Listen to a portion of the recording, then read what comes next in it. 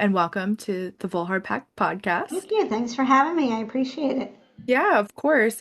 So I know that you are at Canine Basics every other Tuesday. Yes. So what do you typically do for them? I know that you're a chiropractor. Yeah, so basically, I think it's been almost 5 years now. So basically, this is considered a satellite office for my main location in Keyport. Oh. So I come down here at least twice a month and treat all of the dogs, either that are involved with Canine Basics dog training facility, or dogs from the outside, different pets from the area, all the way down from Philly and around this area. And a lot of the American Kennel Club dogs come here, as Oh, well that's so as if neat. their location is closer to here than the Keyport location.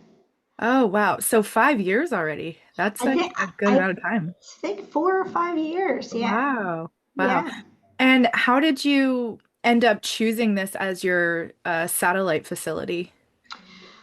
So I had reached out in the beginning when I was first certified as an animal chiropractor. I started reaching out to different facilities that I felt may be able to use my services or need my services.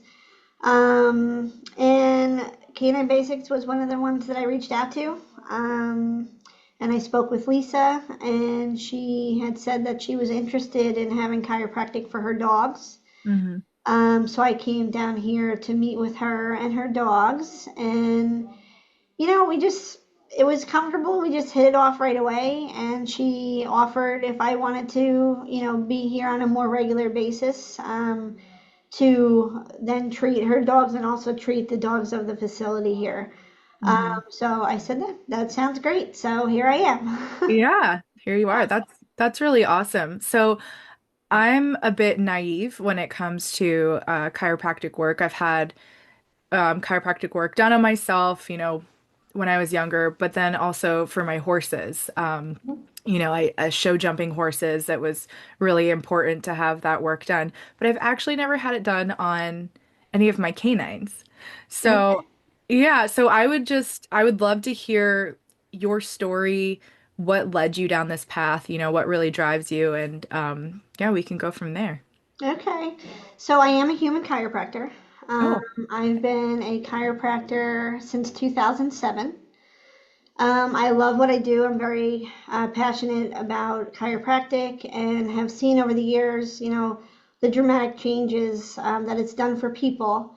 And just like any profession, just like a beautician might look at people's hair or a mechanic might hear different things in a car, and you just can't shut that off, right? Mhm. So, as years went on, I started to look, I always grew up with dogs, and you start looking at them, and man, well, they don't really move right, or they're limping, or you're just noticing these different things. Some hesitation in maybe jumping up onto the couch, or you start like, well, that maybe there's something going on there. And with my human practice, even though I absolutely love it, I kind of felt like there was something missing. There was something like, this is fantastic, this is wonderful, this feeds my heart, but I feel like there's something more for me. And I just dwelled on it, prayed on it, whatever you want to say, and sure enough, the answer came to me. Mhm. I needed to go back to school to become an animal chiropractor, so I did. So I had to go out to. I went to Options for Animals, College of Animal Chiropractic in Wellsville, Kansas, which ironically is actually the first start of the first animal chiropractic school. Um, the owner of that, she was a veterinarian who actually went to chiropractic school and then combined the two. Oh, how cool. So I would go out to Kansas 1 week a month. I went out there for 6 months. It's postgraduate work, and I had to get certified, take an exam, all that kind of stuff.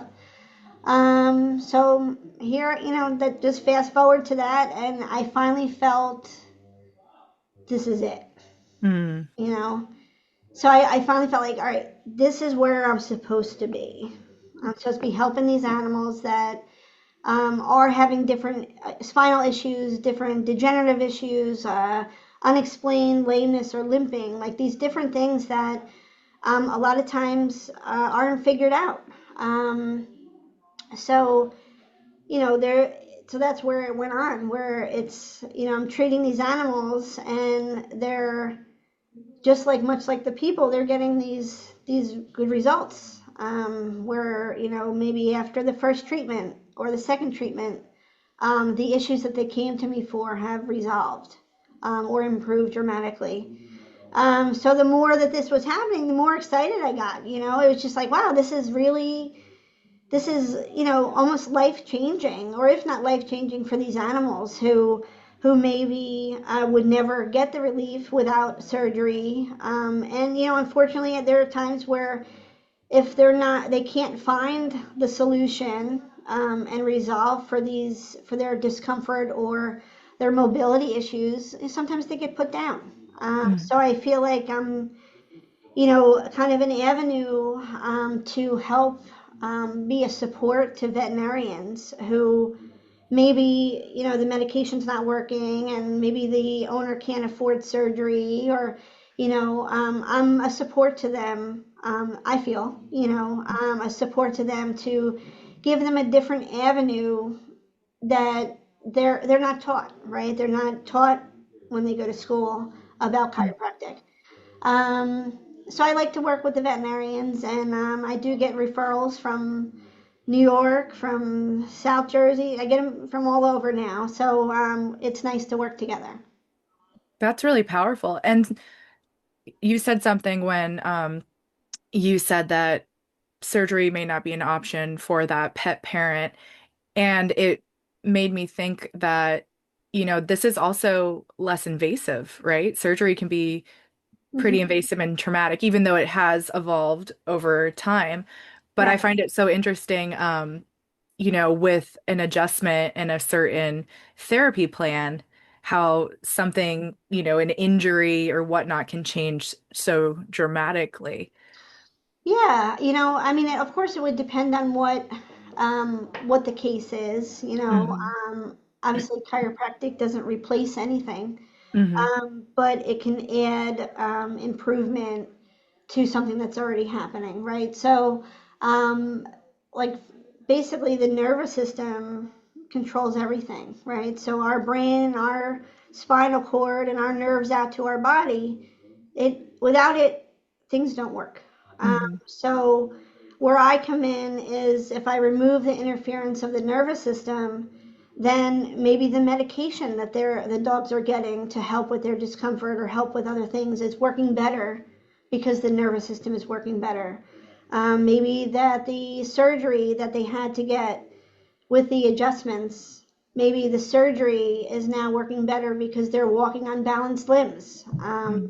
Their muscles are getting supported by the nervous system, so they're building stronger and faster. So that's what I'm saying. Like, it's not replacing anything, but it's a great addition Hmm. to anything that they could be getting. And like we had mentioned, like there are some times where surgery, like say if it's for the spine, right? Um, and some people can't afford to do that. So, as a chiropractor, with the help of the veterinarian guiding me as far as, what the issue is, where the issue is, I can adjust above and below the area that's the problem and indirectly help relieve the discomfort. Hmm. So yeah, so there's different instances where, and again, I want to stress that it's not replacing anything. It's a good additive to a Hmm. treatment plan.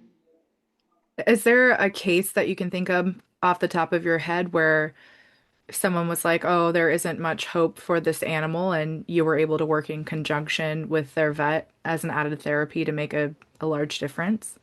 Yeah, luckily, and I feel really lucky in saying so, and that there's a lot of cases where this happens.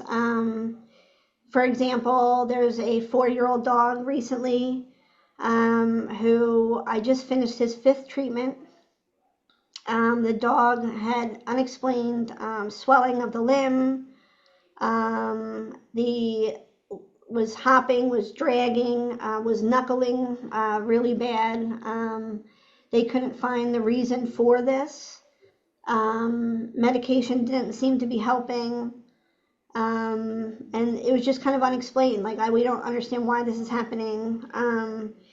And the owner decided to, well, if chiropractic can help me, maybe Mhm. it can help my dog. So Mhm. the dog came, I evaluated and treated the dog. At this point, the dog is running, not knuckling anymore. The dog has his life back. And the only solutions that were given to her at that point were, we can remove the leg. You know, Wow. we can remove That's the leg, or put, unfortunately, you can put the dog down, like if this is too much for Mhm. you, or whatever. So I'm glad that the owner decided to, and the veterinarian agreed to do the referral, to work together for this dog to see, because it's either going to work or it's not, right? Mhm. So I really don't have control over that. All I can do is remove interference of the nervous system, and it's up to the dog's body what happens with it. Mhm. So luckily in this case, the dog got to keep its leg and is very happy. So that's one instance. Another instance where I can, which it's really, it kind of, because I think a lot of times people put chiropractic into a category of just pain relief. Mhm. And so then this is an example where, our nervous system, again, it controls everything. It just doesn't control our muscles. It controls our organs. It controls Mhm. everything. So I had a woman come to me.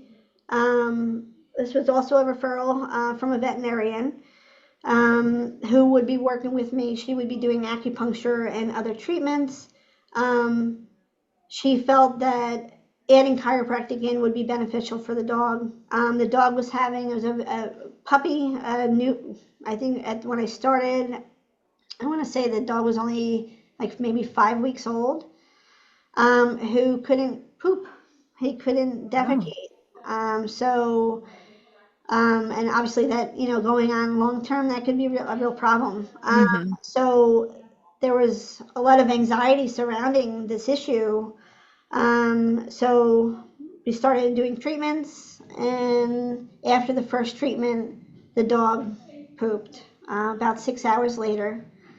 And so we did a few treatments, and the dog now is 2 years old and is perfectly fine. So, so it's just, again, about working together, and seeing, okay, well, if we can't figure it out here, well, maybe removing that interference of the nervous system by doing a little small adjustment, maybe Mhm. the whole difference. And again, it allows the body to accept all treatments and have them work better.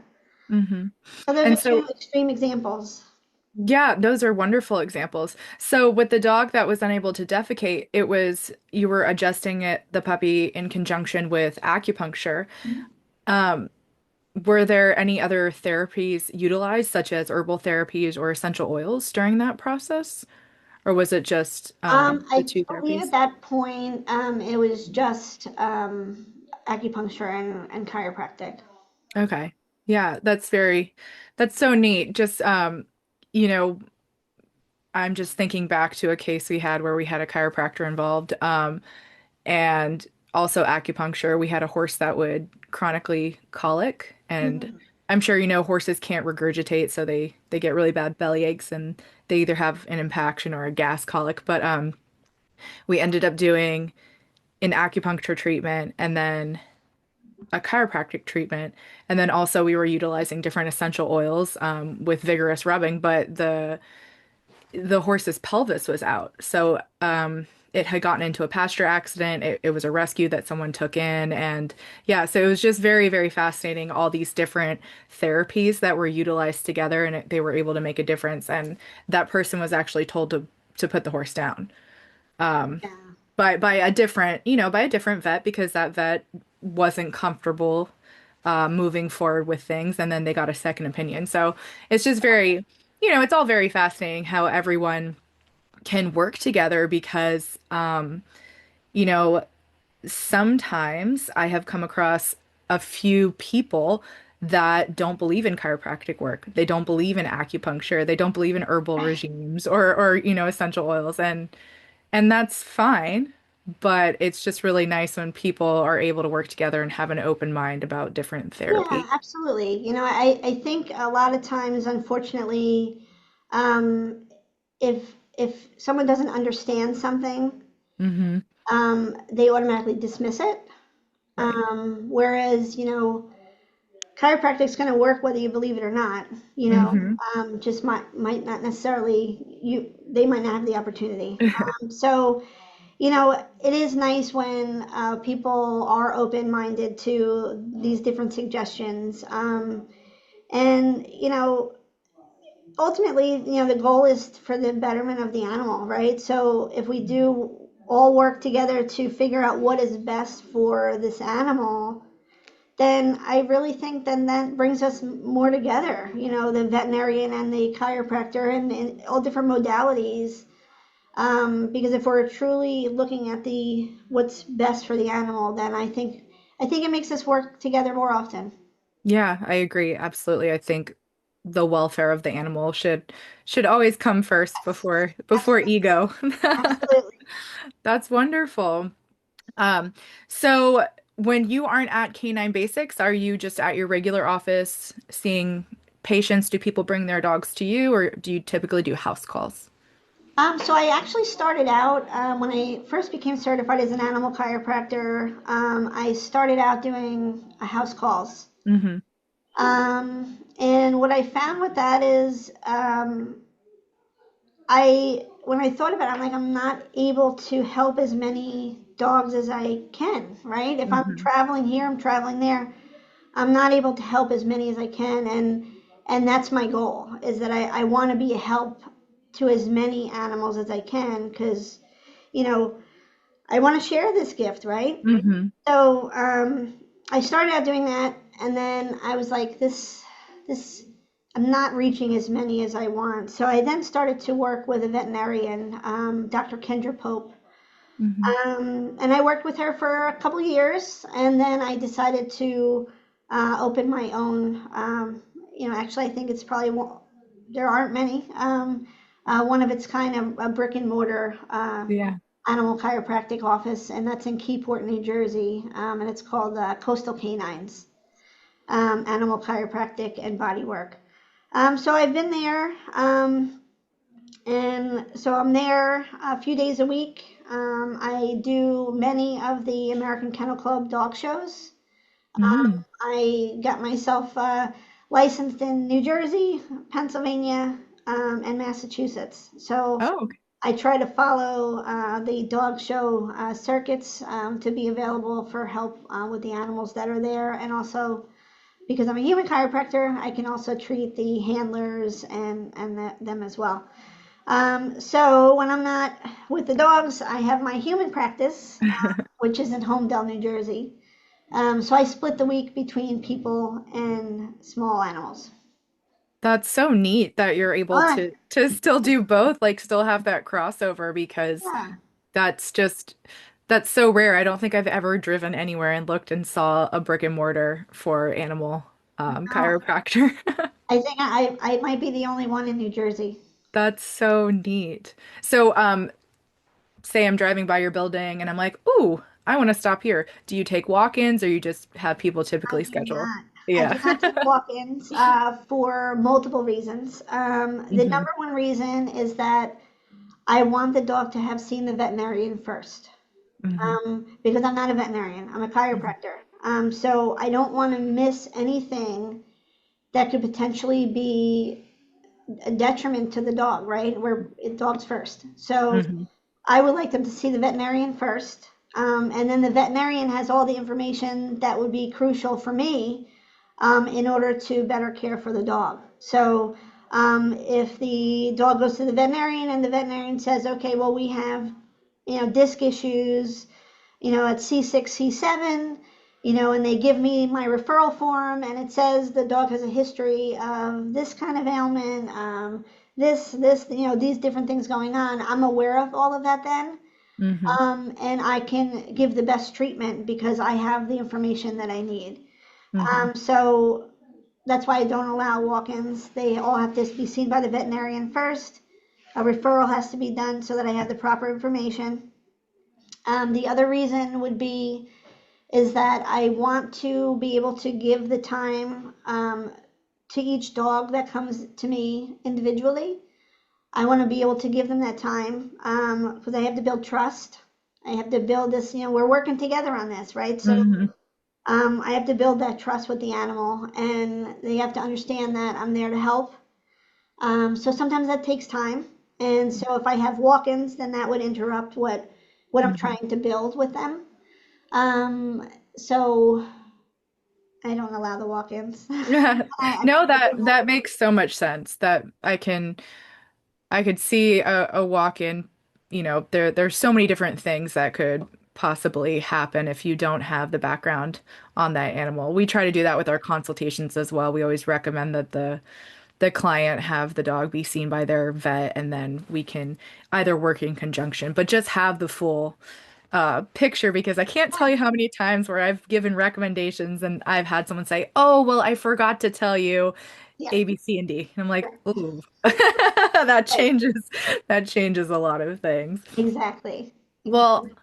thank you. This has been a really lovely conversation. Well, I good. I'm really glad to hear that. It's my joy. It's that's the one thing with since I became an animal chiropractor. Like I said, I love being a human chiropractor, hmm. but I can truly and honestly say that working with the dogs day in and day out has brought me so much joy.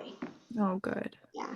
I love that. It- It's so rare when you actually meet somebody that truly loves their work. oh, I love it. Love It's it. and that's they they not only bring joy, but dogs just they're like the ultimate love machine. They're Oh just yeah. like they're full of so much love Yeah, and and they're so appreciative. yeah. It's so wonderful. It's like, you treat them and then they turn around, they're giving you kisses, they're hugging Yeah. you, it's like they're saying thank you for relieving that for me. Yeah. It's wonderful. It's so Best thing special. I ever did. Yeah, I love that. So, where can our listeners find you? Do you have a social media?